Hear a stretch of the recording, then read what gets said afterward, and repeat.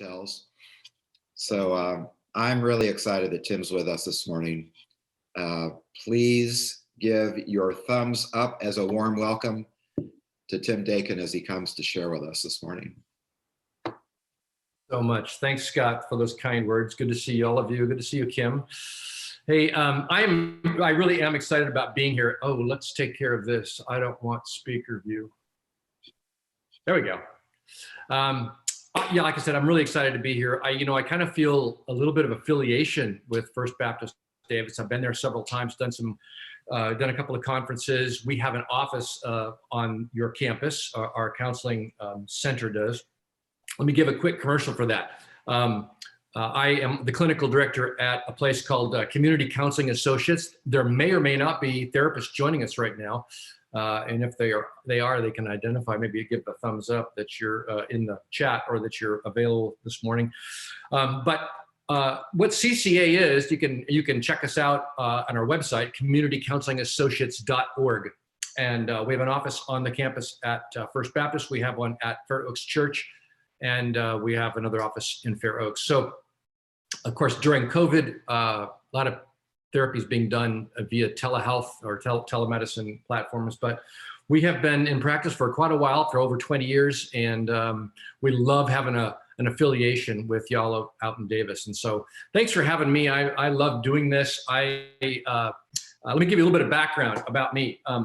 Some of you know me already, but my wife Terry and I have been married for 43 years.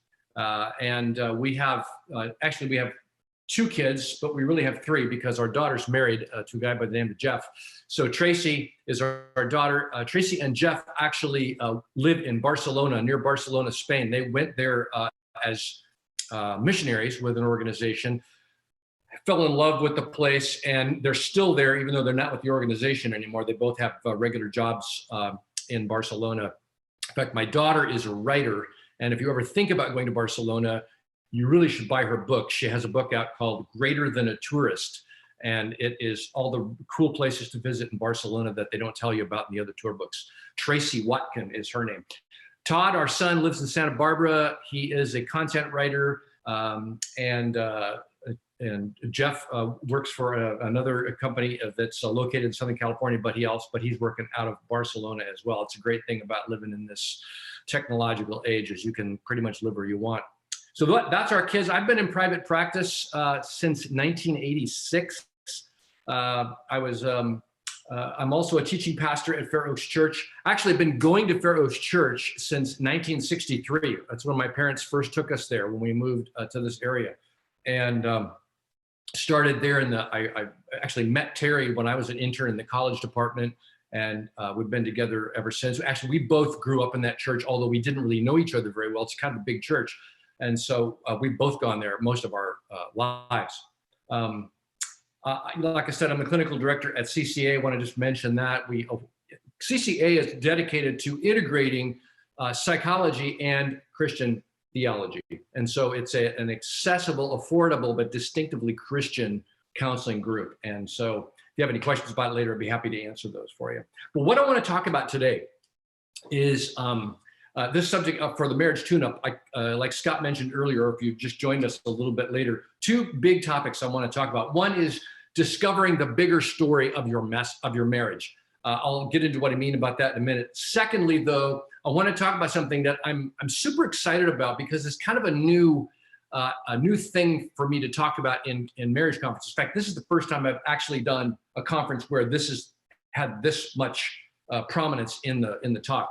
And that is overcoming gridlock. I'll explain what I mean by that in a minute.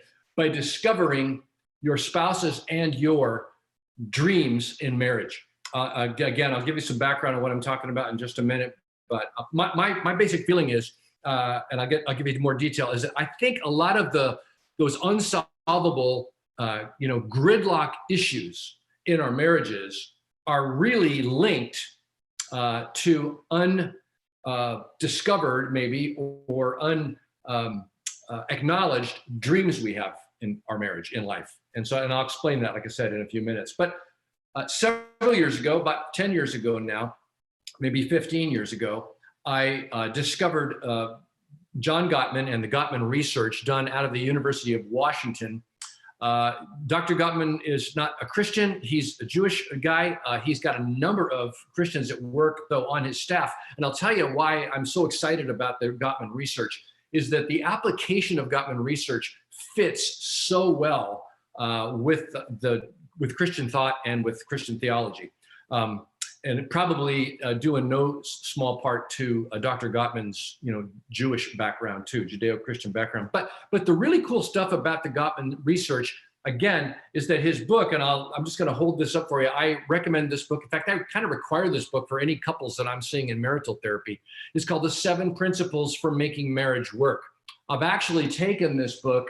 It's actually been translated into some other languages, and Terry and I, along with teams of people, have actually taught seminars, kind of like what we're doing right here, only 2 or 3 day seminars in places like France and Romania.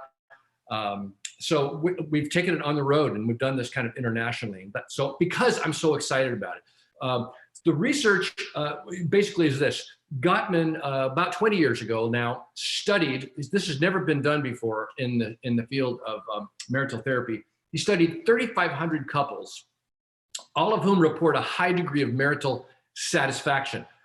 I know this sounds weird, but it's like we've never done that before. We have tons of data on, dysfunctional marriages, but hardly anybody wants to know more about them. We've got a lot of that going on in our own lives. We don't need to learn about other people's dysfunction. So the really cool thing is that Dr. Gottman studied satisfied, healthy marriages. And this book, The 7 Principles, is sort of a distillation of what they learned in the research. So it's really not a self-help book in the pop sense. It's really based on research. And really the 7 principles are actually 7 characteristics that he discovered in the research of couples that report a high degree of marital satisfaction.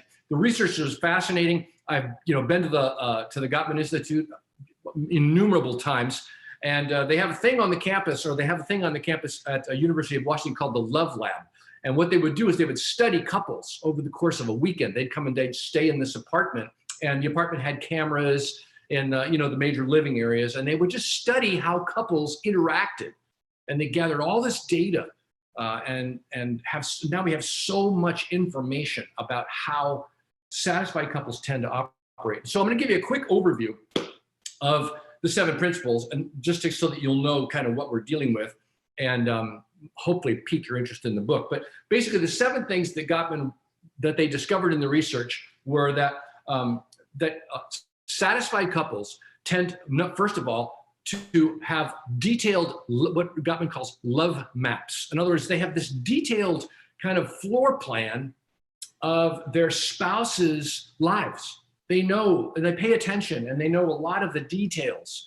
And a lot of couples have that going on. Many of you probably do. But what Gottman says is that one of the principles of a healthy marriage is to enhance our love maps, to just kind of get the lay of the land in your partner's life, and to understand all of the how maybe the micro-cultural things that have taken place in his or her life to help them get to become the person that they are. The second aspect, or the second characteristic or principle, is nurture your fondness and admiration. Gottman says it's very important for couples to focus more on nurturing fondness and admiration than on, for example, trying to solve petty problems and issues. Healthy couples tend to find ways in their relationship to nurture their fondness and admiration for each other. It really, you talk about biblical concepts. I won't go into all the verses, but one verse that comes to my mind is Philippians 4:8, where Paul says, whatever is wonderful, whatever is excellent, whatever is, praiseworthy, think about these things. And Paul's writing this in prison. So he had this ability, he had this passion for looking in life at and nurturing what he was fond about and what he did admire. And so that's really what that principle is all about. Thirdly, what we've noticed about couples, and we really saw this in the video that I've watched in the Gottman Love Lab, is that they tend to turn toward rather than away. For example, when we study these couples, when they're in this Love Lab, I remember watching this one couple. He's sitting on the couch. The guy's sitting on the couch. He's just kind of reading the Sunday newspaper. and his wife is standing at the window, and she's looking out the window at Lake Washington, and she says, "Wow, look at all of the boats on the lake today." And he puts the paper down and he turns toward her and he says, "Wow, yeah, that's really cool." Well, it's really odd because another couple that was in the Love Lab weeks later or months later, I don't know how much later, same thing kind of happened. The guy was reading a book, or he was paying attention to something, maybe watching television, and his wife was looking out the window and said, "This is an amazing view of what, Lake Washington." And the guy went,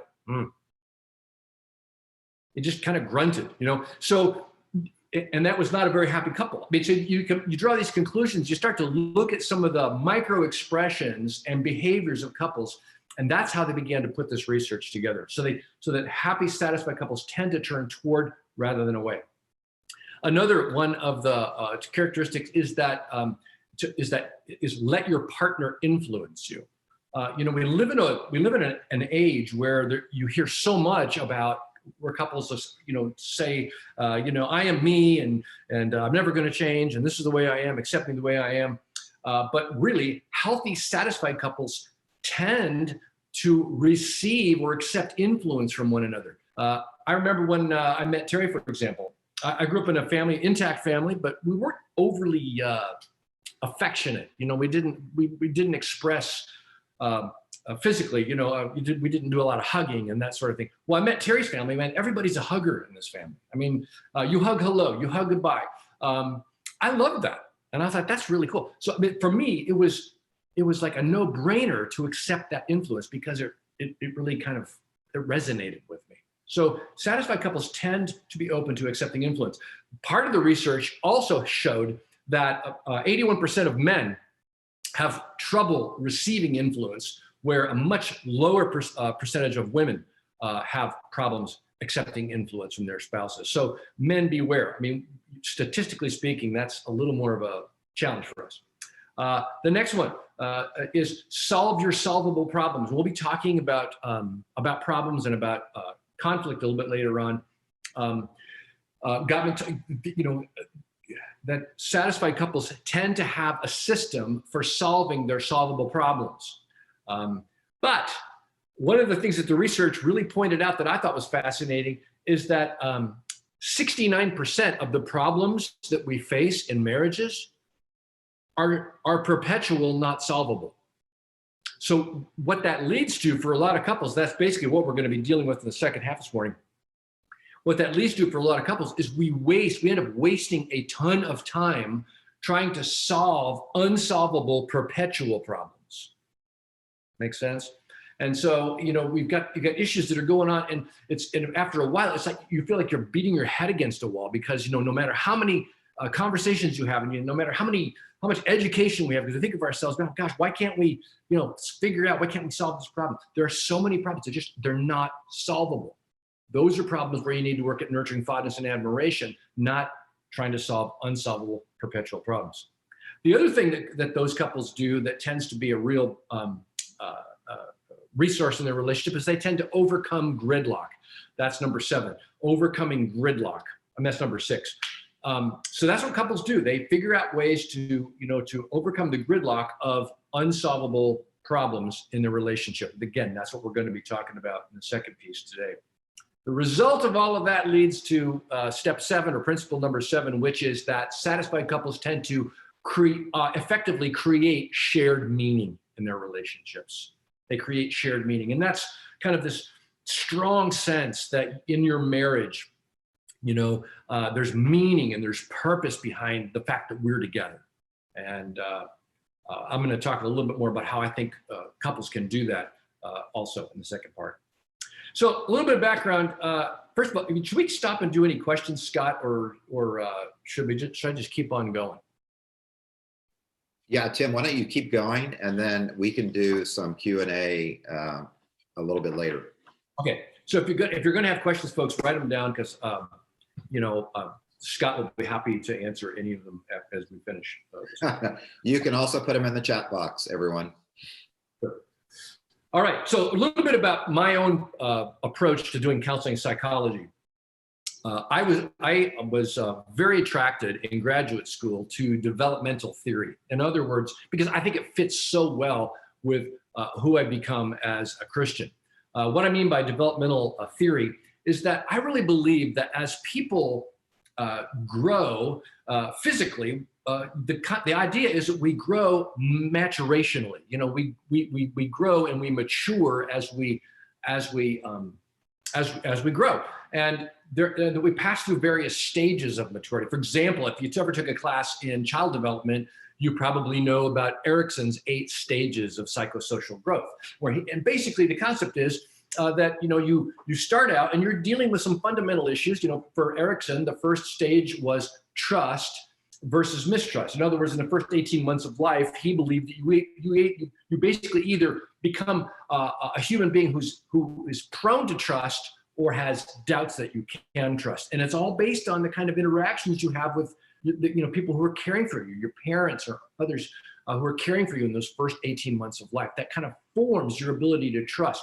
It also, if you have like a negative experience during those first 18 months, it could affect your ability to trust later on. Doesn't prevent it from happening, but that's kind of where trust gets developed. Anyway, and I'm not going to go through all 8 of the stages. That's another whole talk. But that's the framework into which I look at marriage and how I look at counseling psychology. And the Bible is full of references and full of advocacy for understanding that we are humans who grow and mature. 2 verses that just kind of pop into my head are 1 Corinthians 14:20, if you're taking notes. Where Paul says, brothers and sisters, stop thinking like children. In regard to evil, be infants, but in your thinking, be adults. A reference to the importance of growing up and maturing. A little more familiar passage, 1 Corinthians 13:11. When I was a child, I talked like a child. I thought like a child. I reasoned like a child. But when I grew up, when I became a man, when I became a woman, I put the ways of childhood behind me. In other words, another reference, Hebrews makes reference, Ephesians makes reference to maturity and to growing and maturing. So developmental stages are critical to our development, becoming mature adults functioning in a marriage. Now, the reality is that for a lot of folks, and a lot of folks who come to therapy, for example, maybe grappling with an issue that may have its roots in their developmental process, some kind of a trauma that may have happened somewhere along the developmental journey that kind of interrupts or brings issues to light in their life when we get to be adults. And so that adulthood is that period in our life. Marriage is that period in our life where we get to survey kind of where we've come from and to ask ourselves, what does God want to do in me to finish this process of maturing me and growing me? And it's led me to this phrase that I like to use whenever I'm talking about marriage, in terms of what makes a marriage great, is that great marriage isn't so much about finding the right person as it is about being the right person. Great marriage isn't so much about finding the right person as it is about being the right person. That's that door that we open to allow God and to allow the Spirit of God to transform us spiritually and to grow us and mature us. And I really do believe that in marriages, when couples make a decision, when individuals make a decision that they're going to be open to growth and be open to what God wants to do in their lives, that the sky's the limit in terms of what marriage can produce, not just for those two people, but that there's a ripple effect to the rest of the church and the world. Now, several years ago, even before the Gottman research came out, I was a student for my theology degree. I went to Fuller Seminary, and at Fuller Seminary, there's a professor by the name of Dr. David Augsburger, and Augsburger wrote several books about marriage and about Christian growth. But in one of his books, he outlines what he refers to as the 4 stages of marriage. And I'm not going to go into these and make a big deal about it, but I'm going to tell you what those 4 stages are. to kind of give you a framework for what we're going to be talking about for the rest of the morning.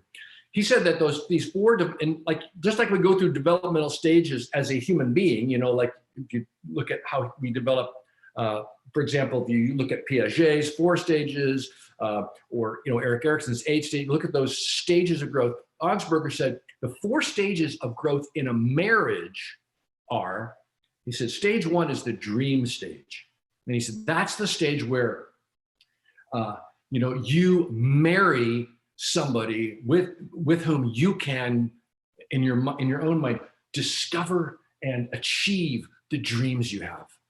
And oftentimes, I think this is very unconscious. I think, you know, when we meet the other person, the person that we fall in love with, I think it's some even unconscious level. That dream is active in our brains and in our hearts, and that's what draws us to another person. We think, oh my gosh, I can, again, maybe not consciously thinking this, oh my gosh, I can realize my dreams if I can connect with this person. And if we were together, I can realize the dreams I have. Oftentimes we marry in immaturity, so we're not necessarily thinking, and I'll bet I could help that person achieve their dream too. That doesn't come quite as readily to us, but it should. So the first stage, Augsburger said, is the dream stage. Second stage, Augsburger talks about, is called the disillusionment stage. The disillusionment stage, and oftentimes that happens between 7 and 13 years into a marriage, because, you know, after a period of time, and you adjust to the fact that, I mean, I've had so many people come in between the 7th and the 13th year of their marriage and say, you know, Tim, I think I married the wrong person, because they're in this stage where they're starting to really feel disillusioned with marriage. Maybe it's because their dreams haven't been realized or even recognized by the other person. Oftentimes it's because we marry in immaturity and we're struggling to both continue to grow, and you know there's some rough edges in our relationship. But about 90% of divorces happen in that stage. What I advocate for is if we could just get couples to look at marriage as developmental, get them to see that, yeah, there are stages. It's kind of like, I mean, think about your marriage like you think about your kids, for example. I mean, you know, you have this kid. I mean, I love babies. You bring a baby home and you just love this baby and you want to kiss it and hold it and hug it. And then it becomes 2, you know, and getting into everything, you know. We have this term called the terrible twos. It really should be the terrific twos, because that 2-year-old is starting to grow up and starting to express interest in the world and turning knobs and dials and reaching for stuff. But we get frustrated with kids as they begin to pass through these developmental stages. But you don't ever consider divorcing your kid. Well, maybe you do, but you can't. Divorcing your kid's not an option. I mean, you have to get through the stage. What if people looked at marriage like that? You know, that this is a stage. We will get through this stage. But people tend to be kind of short-sighted and they don't have the bigger view that you do now. Third stage of marriage, Augsburger called the discovery stage, or I would even call it the rediscovery stage if we weren't so tied into alliteration. But dream, disillusionment, the discovery stage. And the discovery stage is kind of where if you hang in there and you begin to, and you both continue to grow, the discovery stage is this stage where you kind of rediscover what it was about this person that you were so attracted to, what it was about this person that kindled the dream in you. By hanging in there and getting through the difficult disillusionment stage to the discovery stage. And the fourth stage is what Augsburger calls the depth stage, not to be confused with the death stage. Depth stage. And that's where after you've been together for a period of time and you've dealt with these differences and you've rubbed some of the rough edges off your relationship and you've kind of pushed through and you've rediscovered, and now you don't just tolerate those differences. Now you get to a point where, man, you celebrate how different the other person is. It doesn't drive you crazy anymore. You just you've come to grips with who that person is in a whole new way, and it develops depth in your relationship. So that is discovering the bigger story of your marriage. I really believe that the Bible is not a handbook on marriage, but one of the cool things is that there are marriages that get profiled in the Bible that give us a little bit of insight into what a healthy, strong marriage can be. And one of the things I love to do is I love to compare two biblical marriages. Bronwyn talked about one of these couples earlier in the intro time. But before we get to Priscilla and Aquila, I like to compare Priscilla and Aquila and their marriage with another couple, kind of an infamous couple. If you have your Bible and you want to look at it, it's in Acts chapter 5, right? The beginning of Acts chapter 5. There's this couple by the name of Ananias and Sapphira. This is a very interesting couple. And so it's not a very long passage, but I want to spend a minute to talk a little bit about this couple and then compare them with Priscilla and Aquila. So Ananias and Sapphira, but first of all, before I read the passage, in Acts chapter 4, before we get to them, there's a picture that's painted about the church at the very end of Acts chapter 4. It says, all the believers were one in heart and mind, verse 32 of chapter 4. No one claimed that any of his possessions was his own. Imagine that. No one claimed that Tesla in the parking lot was theirs. They shared everything they had. With great power, the apostles continued to testify to the resurrection of the Lord Jesus, and much grace was upon them all. Much grace was upon them all. They were faithful, and this grace was upon them. Verse 34, listen, this is my favorite verse in this whole passage. Listen to this. Think about this. There were no needy persons among them. Whole church, no needy persons among them. From time to time, those who owned lands or houses sold them, brought the money from the sales, and put it at the apostles' feet, and it was distributed to anyone as they had need. Wow. Then you get to chapter 5. And so imagine this church. You know, you're living in a neighborhood. You hear about this church. Let's call it First Baptist. And so you decide to visit this church, and you go in, and this is the church. This is what it looks like. People are sharing everything. There's not a single needy family in the church, because anybody that has needs, it all gets taken care of. The generosity factor in this church was just overwhelming. So this couple, Ananias and Sapphira, they hear about this church and they decide to go. And so they go, and they might have been seekers. Maybe they had a spiritual background. Maybe they didn't. We really don't know. But they're drawn to what they see in this church. They're drawn to the love and the generosity and the togetherness. And they're like, man, we have got to connect with this place. They were so overwhelmed by what they saw in this church. And so what happened was they wanted to look like that. And so they connect with this church. And it turns out they talked the talk. They took on, or wanted to take on, the image of all of the other couples, all the other families in this church. But what we learn in this passage, now a man named Ananias, together with his wife Sapphira, became a part of the church. They also sold a piece of property. With his wife's full knowledge, he kept back part of the money for himself, but brought the rest of it and put it at the apostles' feet.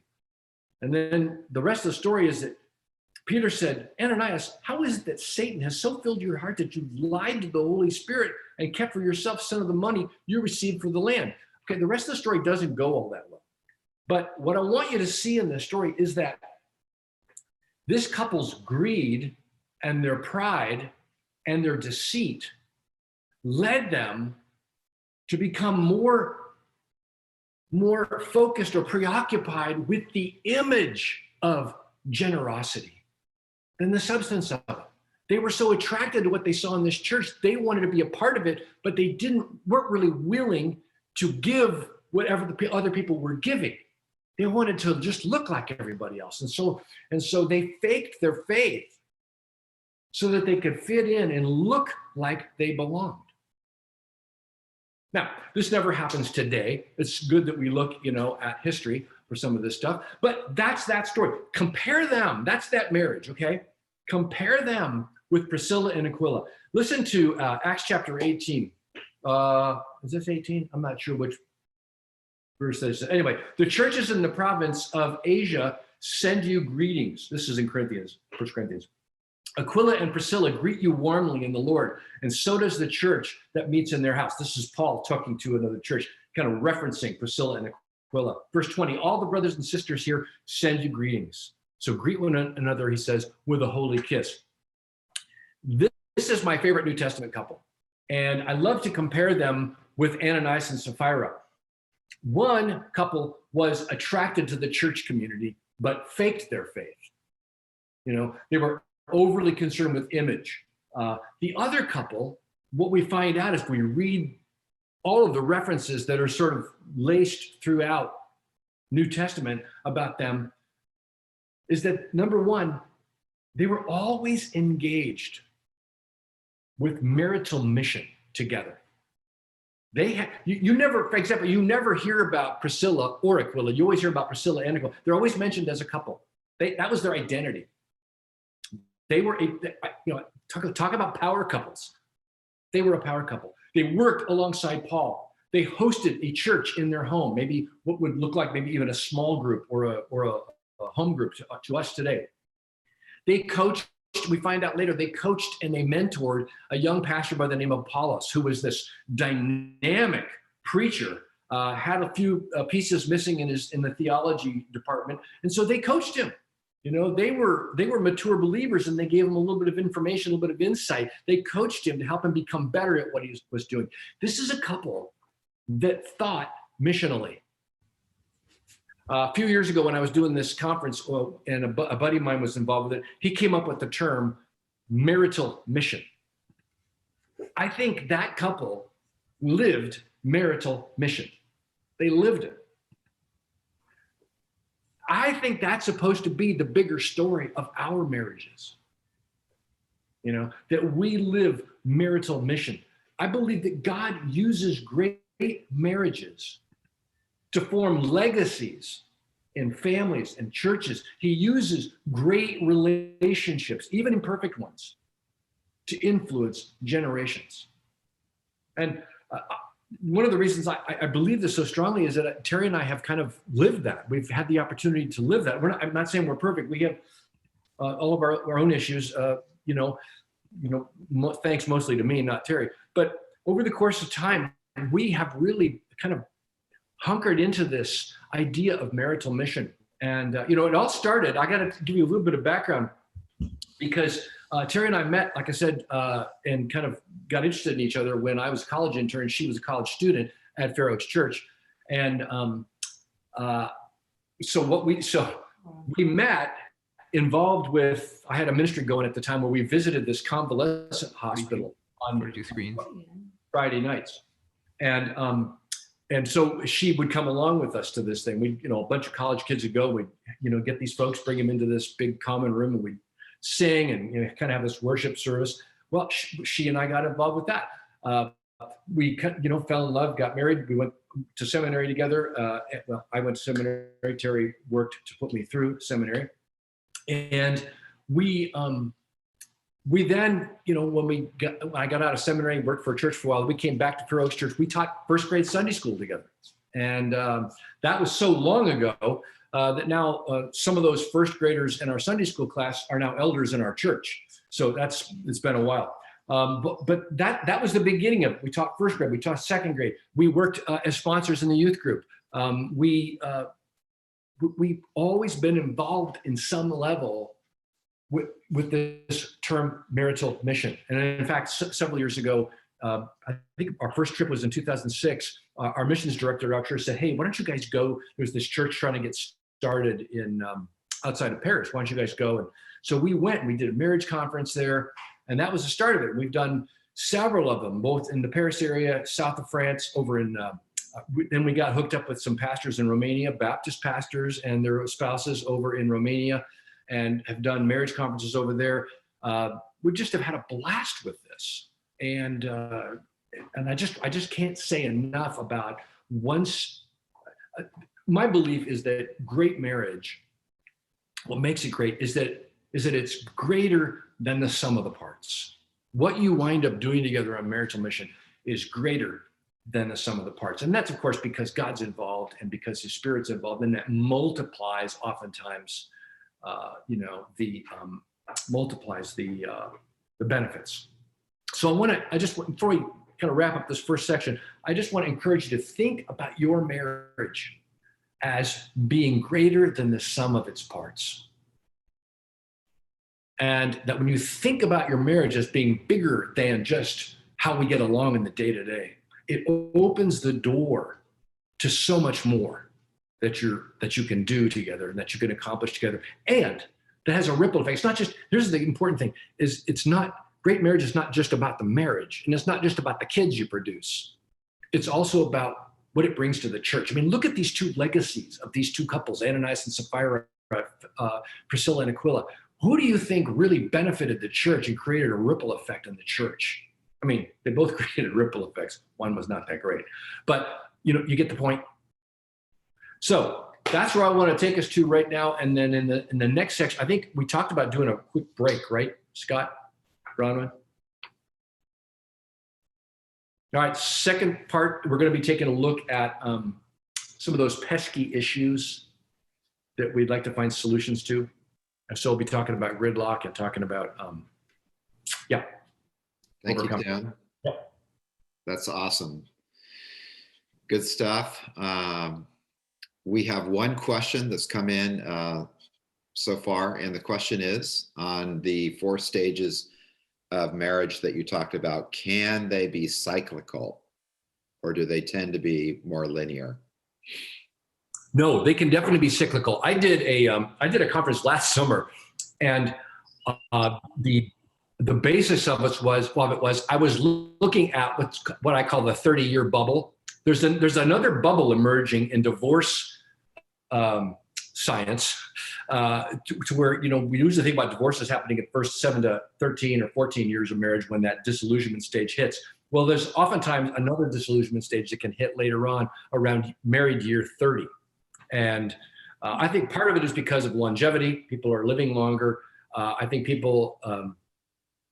women have more resources than they did 50 to 100 years ago. And so I think people see themselves as having more options. A lot of times folks didn't get divorces later on or didn't get divorced at all because financially, resource-wise, they just couldn't make it happen. Things have changed in our culture. And so, yes, I definitely think it can become cyclical if you don't find a way to deal with some of these pesky issues we're going to be talking about up next.